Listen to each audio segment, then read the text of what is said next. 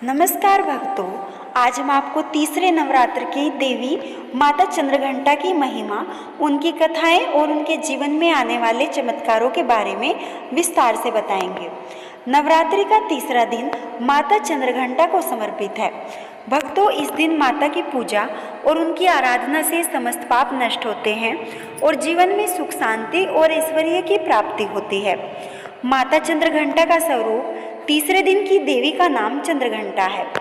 उनके सिर पर चांद की घंटी जैसे अलंकार है जो उनके नाम का आधार है। वे सूर्य की तरह उज्जवल हैं और उनके हाथों में भाला, गदा, कमल और त्रिशूल है।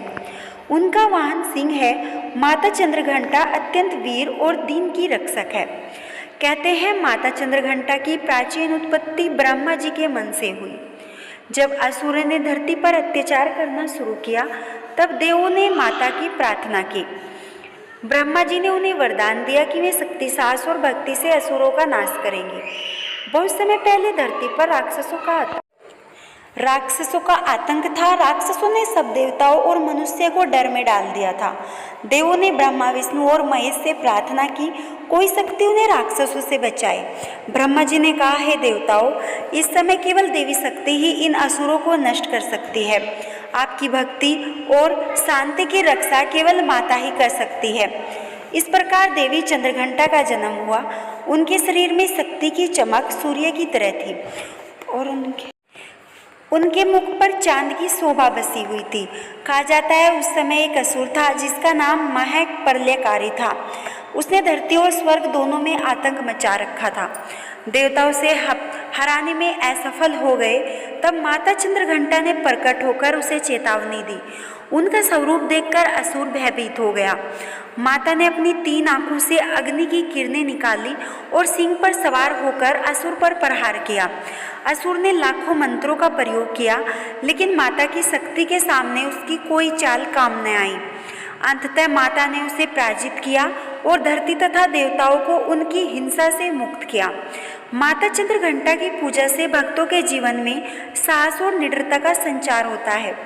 जो लोग उनके सामने मन, वचन और कर्म से भक्त होते हैं, उन्हें कभी भी भय का सामना नहीं करना पड़ता। कथा में एक राजा की चर्चा है जो असुरों और बुरी शक्तियों से डरता था। उसने माता चंद्रघंटा की 9 दिन की उपासना की और हर दिन उनके ध्यान में बैठकर उन्हें प्रसन्न किया। तीसरे दिन जब असुरों ने उसका राज्य लूटने का प्रयास किया, तब माता चंद्रघंटा ने उसकी रक्षा की, उसे विजय दिलाई। राजा ने पूरे राज्य में माता का स्तोत्र किया और उनकी महिमा फैल गई। अंधविश्वास और गलत धारणाएं। कुछ लोग मानते हैं अगर तीसरे नवरात्र में माता की पूजा नहीं की तो संकट आ जाएगा। यह अंधविश्वास है। असली महिमा यह है कि माता चंद्रघंटा की भक्ति और श्रद्धा से ही जीवन में सुख और शांति आती है। कई लोग यह सोचते हैं अगर तीसरे दिन लाल वस्त्र नहीं पहनेंगे तो देवी प्रसन्न नहीं होगी। यह भी गलत है। देवी की खुशी केवल श्रद्धा और भक्ति में है। तीसरे दिन की विशेष पूजा विधि क्या है? माता के मंत्र का जप करें। ओम चंद्रघंटाय नमः। लाल या पीले वस्त्र पहनकर माता की मूर्ति या चित्र पर दीपक जलाएं। सिंदूर, फूल और प्रसाद अर्पित करें। सिंह की प्रतिमा के सामने माता का ध्यान करें। इस दिन माता की आराधना से न केवल भय और संकट दूर होते, बल्कि जीवन में साहस, शक्ति और मानसिक स्थिरता भी आती है। तीसरे नवरात्र में माता चंद्रघंटा की पूजा करना अत्यंत शुभ है। उनका स्वरूप और उनकी शक्ति यह सिखाती है कि जीवन में भय और अंधकार के सामने साहस और भक्ति बनाए रखनी चाहिए। अगर आप माता की भक्ति में पूरी श्रद्धा और विश्वास रखते हैं तो आपके जीवन की सभी बाधाएं और संकट स्वयं समाप्त हो जाते हैं। माता चंद्रघंटा आपको निडर, साहसी और सुखी बनाती है। जैसी भक्ति वैसी शक्ति। जो श्रद्धा से माता की आराधना करता है उसका हर भय और संकट दूर हो जाता है।